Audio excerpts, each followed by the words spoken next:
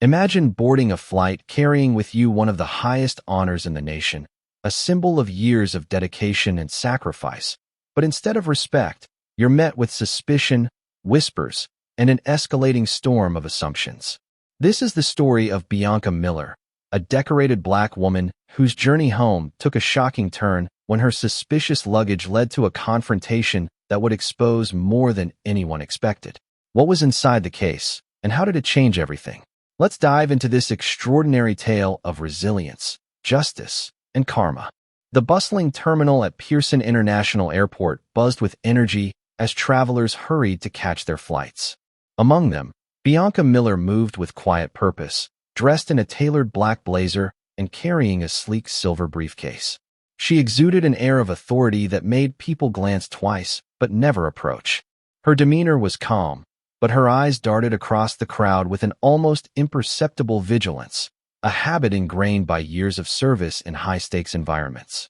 As Bianca reached the gate for her flight to Washington, D.C., she paused to survey the scene. Her flight was already boarding, with passengers forming two distinct lines, one for economy class and another for first class. She adjusted the strap of her modest carry-on bag and stepped into the first-class line, earning a curious glance from the gate agent. "Good evening, ma'am," the agent said, her tone polite but tinged with something unspoken. Her eyes flicked to the silver case in Bianca's hand. "May I see your boarding pass?" "Of course," Bianca replied, her voice steady and unyielding. She handed over the ticket and ID with a faint smile. The agent inspected them briefly, then hesitated. Thank you. Enjoy your flight." The pause lingered, but Bianca chose to ignore it. She had seen this before, too many times to count. Inside the cabin, Bianca made her way to her seat near the front of the plane. The plush leather seats and subdued lighting offered a stark contrast to the chaos outside. As she placed her briefcase carefully in the overhead compartment, a flight attendant named Chloe appeared beside her, smiling too brightly. "Can I help you with that?" Chloe asked, her gaze fixated on the case. "No, thank you," Bianca replied politely, locking the compartment with a quick, fluid motion. She took her seat and buckled in, her movements deliberate, as if choreographed. Chloe lingered for a moment longer than necessary. "Is there anything valuable in there?" "It looks heavy." Bianca's brow furrowed ever so slightly, but she maintained her poise. "Just personal items," she said, her tone firm enough to end the conversation.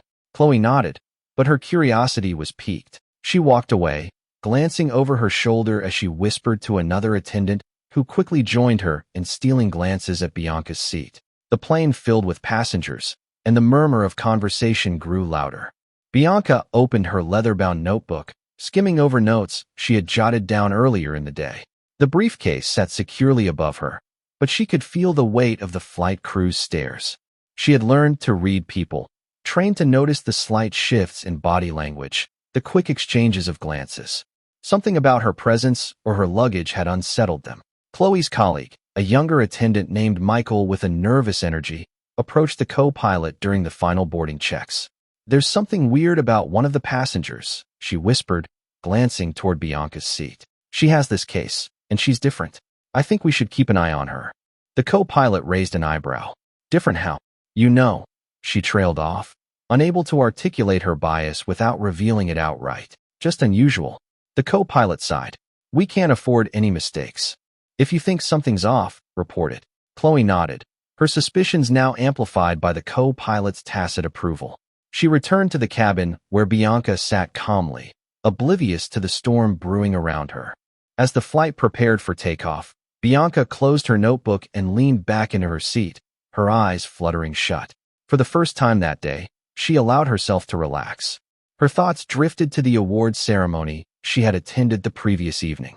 It had been a surreal experience, standing in the Oval Office, shaking hands with the president, and receiving one of the nation's highest honors for her years of dedication and sacrifice.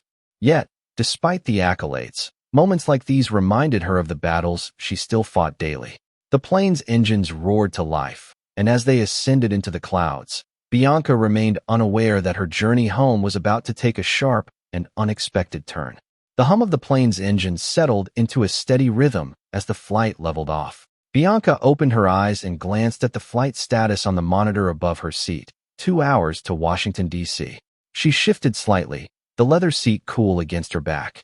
Despite her outward composure, she couldn't shake the feeling of being watched.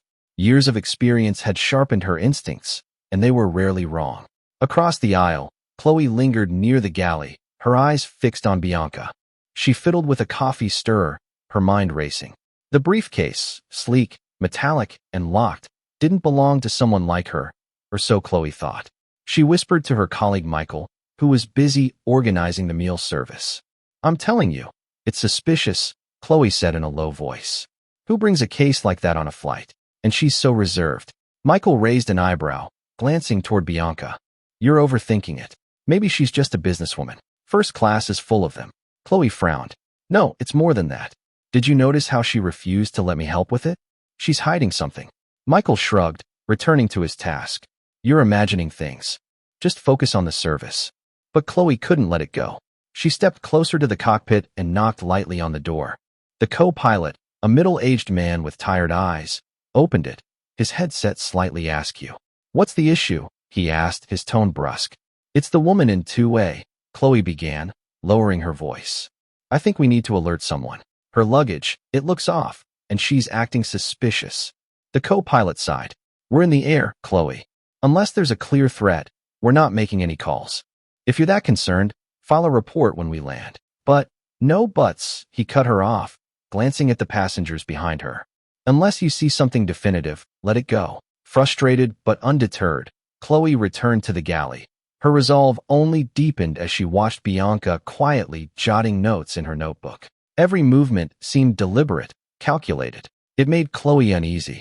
Bianca, oblivious to the scrutiny, focused on her writing. She was drafting a letter to her mentor, a retired general who had been her rock during her years in the intelligence community. Her thoughts flowed easily as she penned words of gratitude and reflection.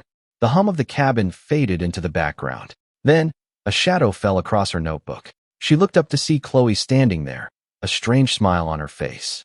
"Can I get you anything, ma'am?" Chloe asked, her voice overly sweet. "No, thank you," Bianca replied evenly.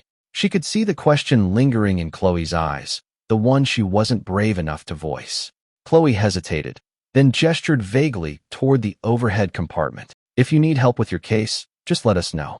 Bianca's lips curved into a polite smile. "I appreciate it, but I'm fine." Chloe lingered a moment longer before retreating to the galley, her frustration mounting. She exchanged another glance with Michael, who shook his head as if to say, "Let it go." But Chloe wasn't ready to let go. Not yet. The atmosphere in the cabin grew tense as meal service began. Chloe's interactions with Bianca became increasingly strained, her forced politeness teetering on the edge of hostility. Bianca noticed. Of course, she always noticed, but she chose to say nothing. Her years of discipline urged her to pick her battles wisely. When the meal service ended, Chloe made her way to the rear of the plane, where she found a quiet corner to make a call. She dialed the airline security desk, her voice hushed. "This is Flight 208. I need to report a potential security concern," she said, glancing around to ensure no one overheard.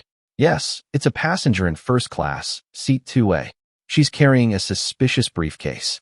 The voice on the other end was calm, but firm. "Can you confirm if she's made any threats or acted aggressively?" "No," Chloe admitted reluctantly. "But her behavior is odd, and the case." "Ma'am, we can't escalate a situation based on speculation. If you believe there's an immediate threat, you'll need to inform the captain." Chloe hung up, her frustration boiling over. She felt certain she was right. Bianca was hiding something. Meanwhile, Bianca settled back in her seat, closing her eyes. She had no idea that her briefcase, containing one of the nation's highest honors, had become the center of an escalating paranoia. Nor did she know that her calm exterior was fueling assumptions that had nothing to do with her actions and everything to do with her appearance. As the plane continued its journey through the night sky, Bianca's thoughts drifted to her family waiting in Washington.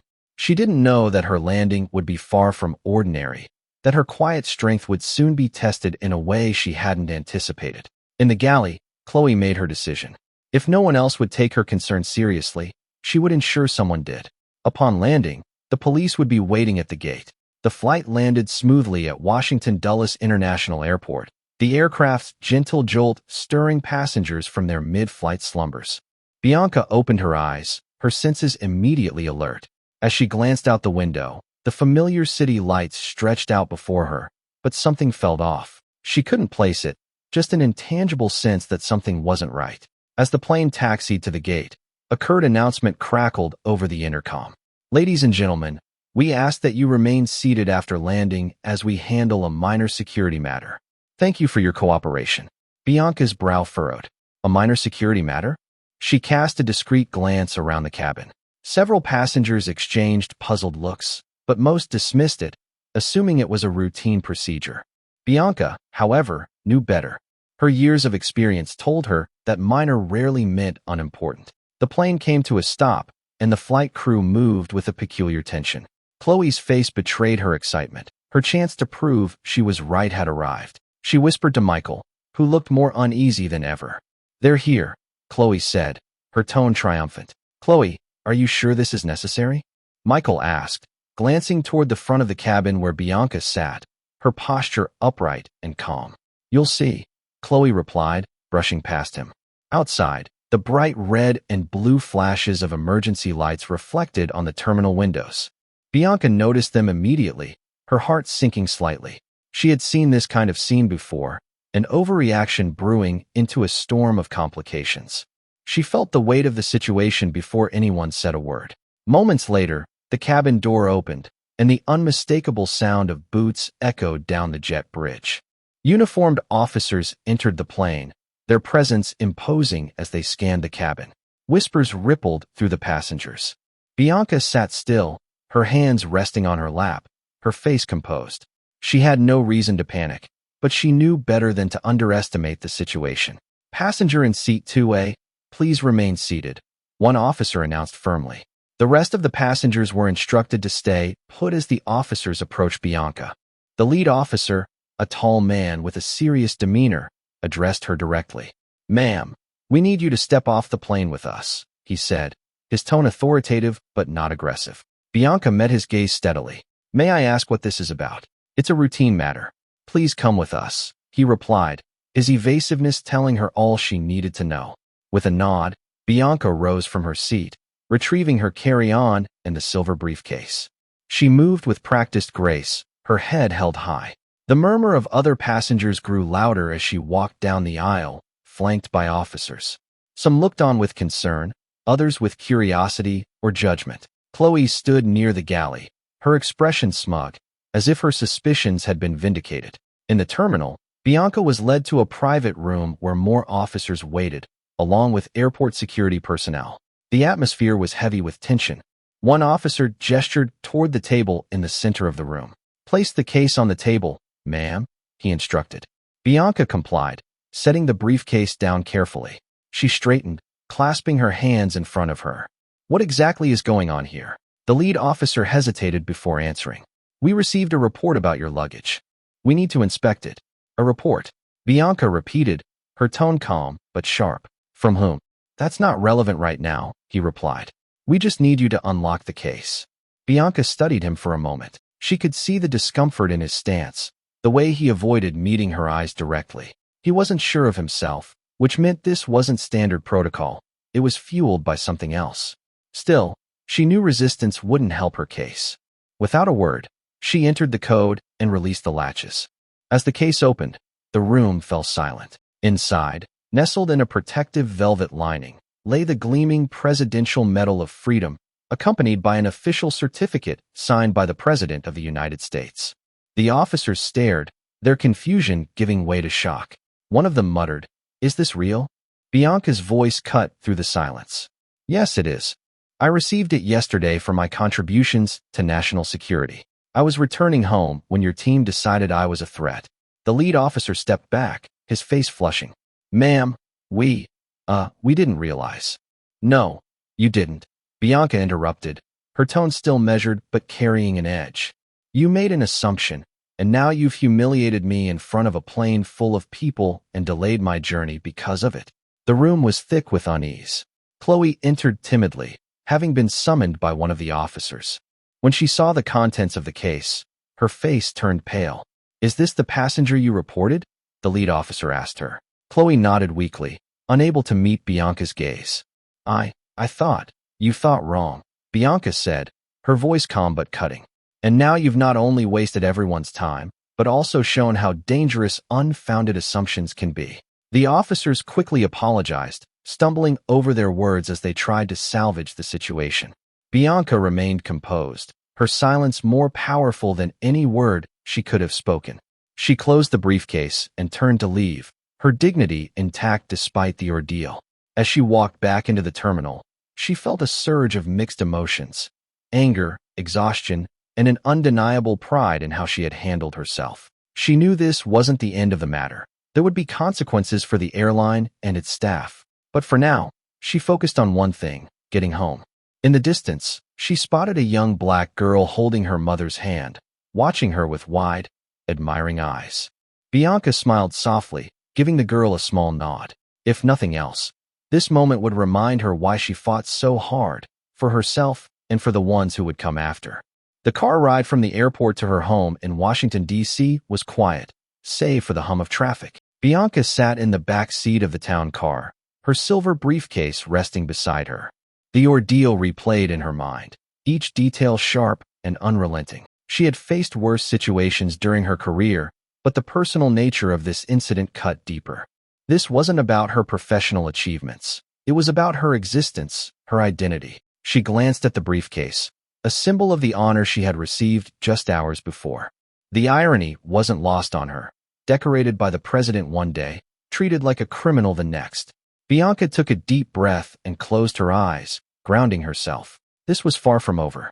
By the time she reached her home, a modest but well-kept townhouse in a quiet neighborhood, it was nearly midnight. Bianca stepped inside. The familiar scent of lavender from her essential oil diffuser immediately soothing her frayed nerves. She placed the briefcase on her desk in the study, its metallic sheen catching the dim light. Before she could settle, her phone buzzed. She glanced at the screen. Director Sterling. Sterling was her former superior at the Department of Defense and one of the few people she truly trusted. She answered, her voice steadied despite her exhaustion. Bianca. Sterling's deep, measured voice came through. I just received a call from Dulles. Are you all right? I'm fine, Bianca replied, her tone betraying none of the frustration simmering beneath the surface. It was an inconvenience, nothing more. Inconvenience. Sterling's voice sharpened. They detained you over a briefcase containing the nation's highest civilian honor. That's more than an inconvenience. It's an embarrassment, and it needs to be addressed. I appreciate your concern, Bianca said, sinking into her desk chair. But I want to handle this my way. There was a pause before Sterling replied. Understood. Just know, if you need support, I'll make sure you have it. Thank you, she said, meaning it. As the call ended, she leaned back, staring at the briefcase. This wasn't just about her. It was about every person who had been judged unfairly because of how they looked. The next morning, Bianca arrived at the headquarters of the airline, a sleek glass building in downtown D.C. She had spent the night preparing a detailed report of the incident, outlining every misstep by the flight crew and security personnel. She hadn't contacted the press or sought public attention. Her aim was systemic change, not a spectacle. Inside, the air was cool and sterile, the lobby bustling with employees and travelers. A receptionist greeted her with a professional smile, her demeanor shifting slightly when Bianca introduced herself. I'm here to meet with Mr. Thompson, Bianca said, referring to the airline's chief operating officer. The receptionist nodded quickly. Of course, Miss Miller. Please have a seat. 15 minutes later, Bianca sat across from Thompson in a spacious conference room. The COO, a tall man in a tailored suit, wore an expression of contrition that Bianca had seen before, a mix of discomfort and fear of bad publicity. Miss Miller, Thompson began, let me start by saying how deeply sorry we are for what happened. This incident does not reflect our values as an airline. Bianca studied him for a moment, letting the silence stretch before responding. Your values may not reflect it, but your actions did. This wasn't an isolated incident. It was the result of unchecked bias. Thompson shifted uncomfortably. We take allegations of bias very seriously. The flight attendant in question has already been placed on administrative leave. That's not enough, Bianca interrupted, her tone calm but firm. This isn't just about one person. It's about a culture that allowed her assumptions to escalate into a public humiliation. What are you going to do to ensure this doesn't happen again? Thompson hesitated, clearly unused to being challenged so directly. We're reviewing our training protocols and considering additional diversity initiatives. Considering? Bianca raised an eyebrow. This isn't a matter for consideration. It's a necessity. She slid the report across the table. Here's a detailed account of what happened, along with recommendations for systemic changes. This includes mandatory bias training for all employees, clear protocols for handling security concerns, and accountability measures for incidents like this. Thompson flipped through the report, his expression growing increasingly grave. This is comprehensive. It has to be, Bianca replied. Because if this isn't addressed, I will make sure it reaches the people who can force your hand. And trust me, they'll be less patient than I am. After the meeting, Bianca left the building, feeling a sense of resolve. She wasn't naive enough to believe change would come easily, but she had planted a seed. It was up to them whether it would grow or wither under scrutiny. As she walked toward her car, a voice called out behind her. She turned to see a young woman, one of the airline employees, approaching hesitantly. "Miss Miller," the woman said, her voice tinged with nervousness. "I just wanted to say thank you for speaking up. People like me, we notice." Bianca smiled, her resolve strengthened. "You're welcome. And remember, you have a voice too. Don't be afraid to use it." The woman nodded, her expression one of quiet determination. That evening, as Bianca sat in her study, she opened the briefcase one last time. The metal gleamed under the desk lamp, a reminder of her journey and the battles she had fought, not just for herself, but for others. This incident wasn't the end. It was a chapter in a much larger story, one she was determined to write with courage and purpose. For Bianca Miller, the fight for justice was never over, and she was more than ready to continue it. 2 weeks had passed since the incident at Dulles International Airport, and Bianca's life had returned to its usual rhythm, or so it seemed. While she had moved on outwardly, the experience had left a mark that refused to fade. Her days were filled with meetings, speaking engagements, and quiet moments of reflection, but the memory of the officers, the briefcase, and the stares from the passengers lingered. Her report had been delivered, her voice heard, yet Bianca knew from experience that systemic change rarely came without persistence. Bianca's phone buzzed on a rainy Tuesday morning. She glanced at the screen and saw the name, Office of Senator William Albright. Albright was a longtime advocate for civil rights and one of the most powerful voices in Washington. "Miss Miller," his assistant said when she answered, "the senator would like to meet with you regarding your recent experience with Global Wings Airlines." Bianca agreed, her curiosity piqued. A meeting with Albright wasn't something she took lightly. By late afternoon, she found herself in his stately office on Capitol Hill.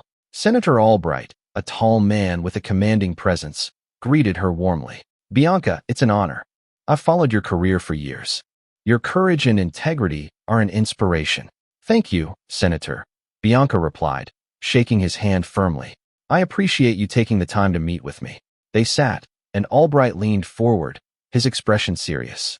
"Your report on the airline incident crossed my desk last week. It's thorough, painfully so. I've seen far too many cases like this, but yours carries a unique weight. We need to act." Bianca raised an eyebrow. "What do you have in mind?" "I'm introducing a bill," Albright said, sliding a folder across the table. "The Passenger Dignity Act. It mandates comprehensive bias training for all airline personnel and establishes federal oversight for incidents of discrimination in aviation." Bianca opened the folder, scanning the draft legislation. It was bold and ambitious, exactly what was needed. "This is impressive," she said, "but it'll face resistance." "Of course," Albright replied with a small smile. "That's why I need someone like you to testify. Your voice will add the weight this bill needs." Bianca considered his words carefully. She had always been more comfortable working behind the scenes, letting her actions speak for themselves. But this was different. This was bigger than her. "I'll do it," she said finally, her resolve firm. The congressional hearing took place 3 weeks later, and the room was packed. News of the Passenger Dignity Act had spread quickly, and Bianca's testimony was one of the most anticipated moments. As she stepped into the chamber, she felt the weight of countless eyes on her. Cameras clicked, capturing her poised figure as she approached the witness stand. She wore a simple navy suit, her silver briefcase once again at her side. Senator Albright opened the hearing with a fiery speech about the pervasive issue of discrimination in the aviation industry. Then, it was Bianca's turn. She took a deep breath, her voice steady as she began. Good morning. My name is Bianca Miller.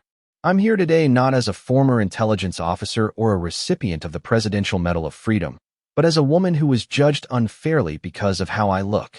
The room was silent, every word she spoke resonating deeply. She recounted the incident with measured detail, balancing emotion with professionalism. She painted a vivid picture of what it felt like to be singled out, humiliated, and forced to prove her worth in a situation where none of that should have mattered. As she concluded, she said, "This is not just my story. It's the story of countless others who face this kind of prejudice daily. We have the power to change that, and we must." The hearing sent shock waves through the industry.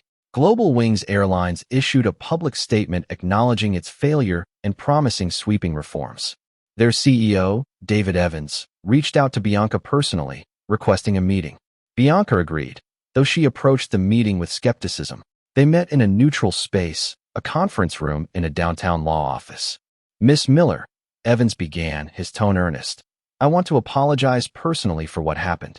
We've reviewed your report thoroughly, and we're taking immediate action." Bianca listened as Evans outlined their plans: mandatory bias training, a zero-tolerance policy for discrimination, and an independent oversight committee to handle complaints. It was more than she had expected, but she wasn't ready to commend them yet. "Talk is easy, Mr. Evans," she said. "Implementation is harder. I'll be watching." Evans nodded. "I wouldn't expect anything less." That evening, Bianca sat on her back porch, a cup of tea warming her hands. The city skyline glittered in the distance, and the air was crisp with the promise of winter. Her phone buzzed with messages of support from friends, colleagues, even strangers who had seen her testimony. But one message stood out. It was from the young woman at the airline, the one who had thanked her outside their headquarters. The message read, "Because of you, they're listening. Thank you for giving us hope." Bianca smiled, her heart swelling with a quiet pride. This was why she fought, why she pushed through the discomfort, the doubt, the fear. Change was slow, often painfully so, but it was possible. As she sat there, she thought of her parents, who had raised her to believe in the power of resilience and justice. She thought of the countless people who had come before her, paving the way for moments like this. And she thought of the young girl at the airport, whose wide eyes had carried both admiration and hope. For Bianca, the fight wasn't over. It never would be. But in this moment, she allowed herself a rare feeling, satisfaction. She had taken a stand, and the ripples were already spreading. The world wouldn't change overnight, but it would change, and she would be there every step of the way. Weeks turned into months, and the Passenger Dignity Act steadily gained traction in Congress. Bianca found herself unexpectedly thrust into the spotlight. Invitations to speak at conferences, appearances on national news, and countless messages from individuals who had faced similar discrimination filled her days. Though she had never sought fame, she understood the responsibility that came with her growing platform. Bianca's life was no longer just about advocacy in Washington. It was about ensuring the promise of change reached those who needed it most. One brisk morning, Bianca stood at the lectern of a grand conference hall in New York City. The audience was a mix of airline executives, government officials, and civil rights leaders. Behind her, a screen displayed the words, "The Future of Equity in Air Travel." Bianca's voice rang out, steady and commanding. The airline industry isn't just about transportation, it's about trust. Every passenger who steps onto a plane does so with the belief that they will be treated fairly, with dignity and respect. When that trust is broken, the consequences extend far beyond a single incident. They erode the fabric of our society. She paused, scanning the room. The tension was palpable. Some executives shifted uncomfortably in their seats, while others nodded in agreement. "The Passenger Dignity Act isn't a burden," she continued. "It's an opportunity. An opportunity for this industry to lead the way in dismantling systemic bias and creating a model of equality that others can follow." The room erupted in applause as Bianca stepped back from the lectern, her words leaving a profound impact. Despite the bill's progress, opposition began to surface. Some members of Congress, backed by powerful corporate interests, argued that the legislation was too punitive. They claimed it would place unnecessary burdens on airlines, increasing costs and inconveniencing passengers. Bianca anticipated this resistance and doubled down on her efforts. She organized town halls, met with policymakers, and leveraged her connections in the intelligence and defense communities to amplify her message. Her network proved invaluable, with influential allies like Senator Albright and retired General Sterling working behind the scenes to garner support. One evening, during a private dinner with Sterling, she voiced her frustrations. Sometimes it feels like we're taking one step forward and two steps back. The opposition is louder than I expected. Sterling, ever the strategist, leaned back in his chair. True change is never easy, Bianca. But you've already done the hardest part. You've made them listen. Now, it's about staying the course. Bianca nodded, his words a reminder of the resilience she had cultivated over years of service. Not all moments of progress were on grand stages or in policy meetings. One day, while traveling through Atlanta's Hartsfield-Jackson Airport, Bianca stopped for a coffee before her flight. A middle-aged black woman approached her, hesitating before speaking. "Miss Miller?" the woman asked, her voice trembling slightly. "Yes," Bianca replied with a warm smile. The woman's eyes filled with tears. "I just want to thank you. My son, he's 16, was stopped by TSA last year for no reason. They treated him like a criminal, and it broke him. But when he saw your testimony, something shifted. He said, if she can stand up to them, so can I. You gave him his confidence back." Bianca felt her throat tighten. She reached out, placing a hand on the woman's shoulder. "Thank you for sharing that with me.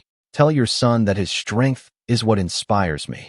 As the woman walked away, Bianca stood for a moment, absorbing the weight of her impact. It was these personal stories that reminded her why she couldn't stop fighting. Months of lobbying, debates, and amendments culminated in the day of the vote. Bianca sat in the gallery of the House of Representatives, her heart pounding as the roll call began. Each aye brought a flicker of hope, each nay a pang of doubt. The final tally appeared on the screen, 217 for, 214 against. The Passenger Dignity Act had passed. The gallery erupted in applause, and Bianca found herself enveloped in Senator Albright's bear hug. "You did it," he said, his voice full of pride. "No," Bianca replied, tears welling in her eyes. "We did it." With the legislation signed into law, the real work began.